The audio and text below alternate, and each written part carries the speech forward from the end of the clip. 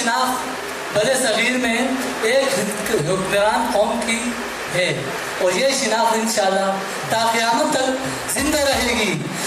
اب میں جس صاحب کو دعوت دینے جاتا ہوں وہ ہے کسی تعارف کے محتاج نہیں ہے، وہ تو آپ کے بھرپور تعلیموں کے گونج میں اسٹیج پہ تشریف لا رہے ہیں۔ مرواز کٹانہ صاحب وہ آئے اسٹیج پہ اور اپنے خیالات کا اظہار کریں۔ آپ کی بھرپور تعلیم کے گونج میں مرواز کٹانہ صاحب اسٹیج پہ تشریف لا رہے ہیں۔ السلام علیکم ورحمۃ اللہ۔ میرے عزیز ساتھیوں، آج سب کو دل کی گہرائیوں سے خوش آمدید۔ ہمارے معزز مہمان صاحبان اور جن بزرگوں نے ہماری اس پروقار تقریب میں شرکت کی ہے ان کو دل کی گہرائیوں سے خوش آمدید کہتا ہوں۔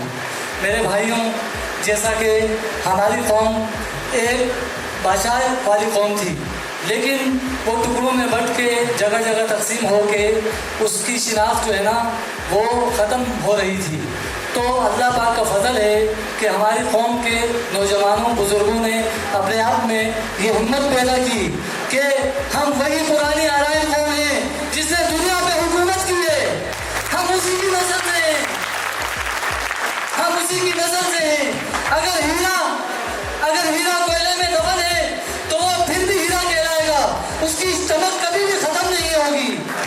میرے بھائیوں، ہمارا جذبہ، ہمارا ایمان ہماری قوم کی خدمت ہے، اپنے بڑوں کا ادب، اپنے چھوٹوں پہ شفقت،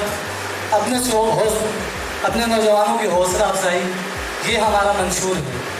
انشاءاللہ تعالی پاکستان کی سب سے بڑی قوم ہے، اور انشاءاللہ آنے والے وقت میں MLA MPA سب سے زیادہ گجر قوم سے ہوں گے انشاءاللہ تعالی۔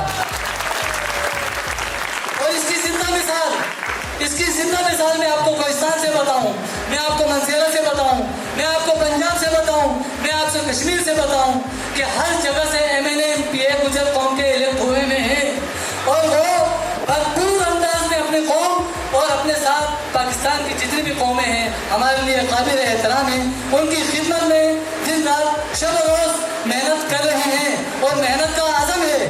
ہمارے لیے سب ایک جیسے ہیں، لیکن سب سے زیادہ ہمارے لیے عزیز ہماری شناخت ہے۔